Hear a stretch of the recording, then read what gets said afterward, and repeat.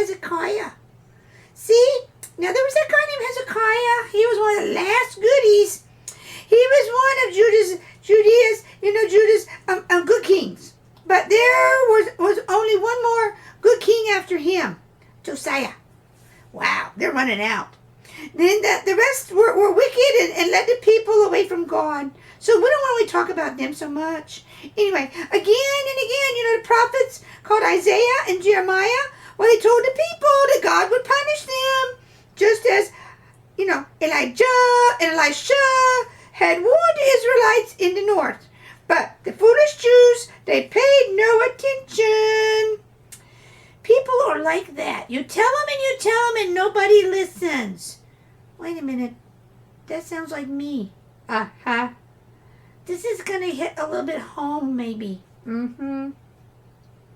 Yeah, okay, well, if the shoe fits, we got to wear it. That's a human being saying. I know, because I don't have any feet. Anyway, by this time, the Syrians who had captured the Israelites, well, they were not the strongest nation in the world. And their great city called Nineveh, where Jonah had preached, well, had been destroyed. All that work down the drain.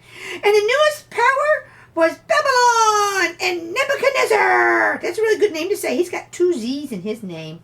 Yeah, none of y'all have that. So King Nebuchadnezzar, he fought the strong countries around him and he conquered them all. And finally, he brought his mighty army to Judah, you're up next. And he captured the weak king who was ruling. Probably didn't take much effort. And he carried the king, his noblemen, and many of the best people in the land back to Babylon with him.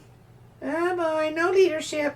And he took the golden dishes from the temple to use, disgusting, in his idol temples. This is not good. This is just like, oh no. Mm-hmm. Well, that's just not nice.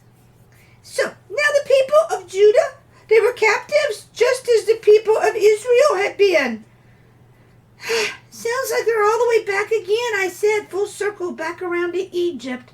So, Nebuchadnezzar's soldiers, they made them walk the hundreds of miles to Babylon. No buses, no cars, no golf carts. And it took a long, long time. They were very sad to leave their homes, and they cried when they thought about that they might never see Jerusalem again. You think they would have seen this thing coming when they gave up their God. But the best thing about the people of Judah was this: their troubles made them, closer to remembering God. And because they did not feel sure of themselves any longer, they turned to God for help.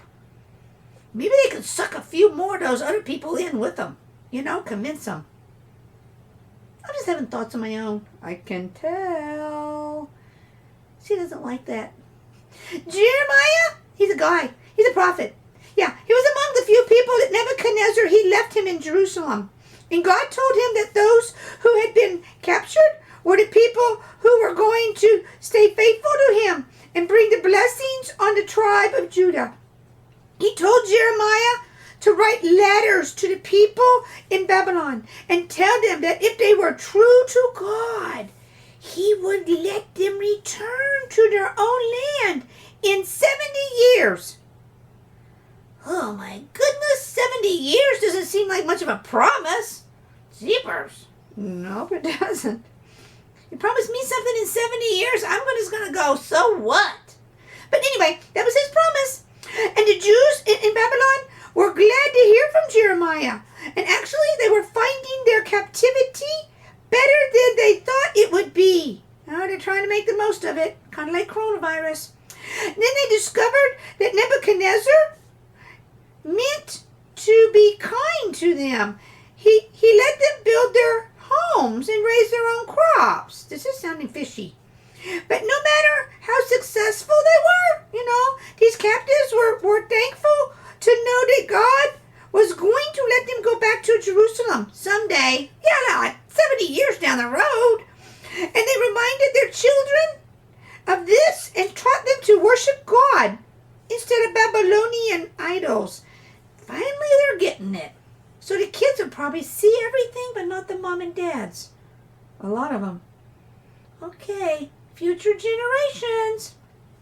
Then you know what Nebuchadnezzar did? Nope. You didn't read the book? Nope. Got her this night.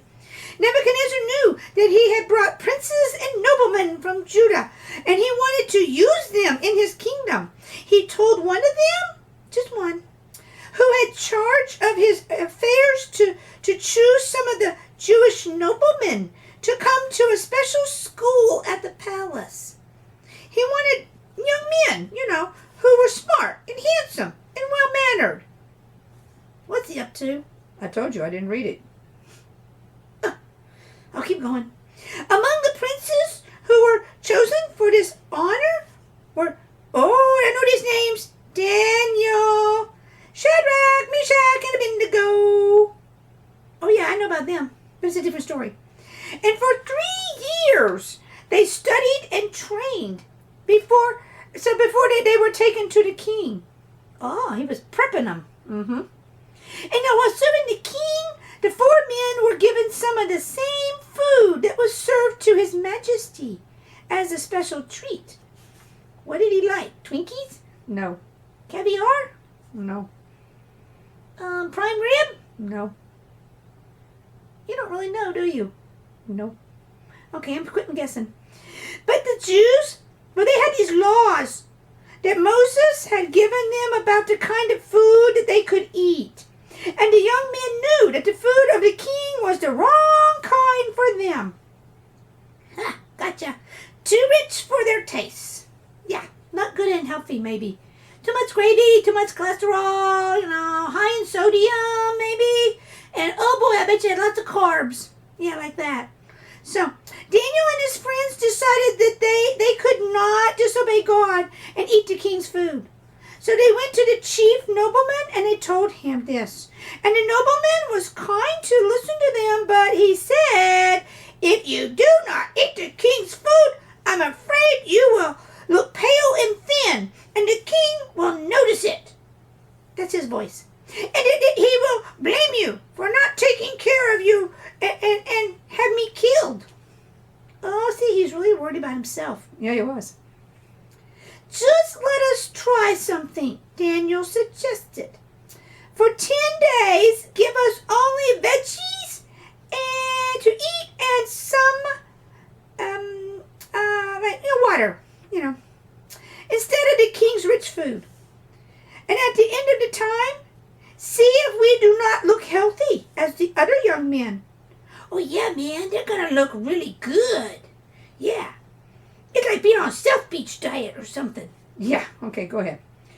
The men agreed to let Daniel and his friends try this plan. And at the end of the 10 days, the 4 of them looked better than all those who had served the king. Now, when all the young princes who had been trained in the palace came and stood before Nebuchadnezzar, guess who he noticed? Seriously, you don't know? This is a story about the 4 guys. He chose Daniel, Shadrach, Meshach, and Abednego to take the highest positions in his court. I bet you everybody else went on a salad diet shortly after that. And I don't mean a chef salad. No. Yeah, they stood out, see? Eat healthy. Eat healthy, I'm telling you. Actually, I'm kind of preaching to the choir. Yeah. What do you eat sometimes? I eat cookies and granola bars, and I eat candy, and I eat anything that's crunchy and good. Maybe you should think about that. I should. Okay.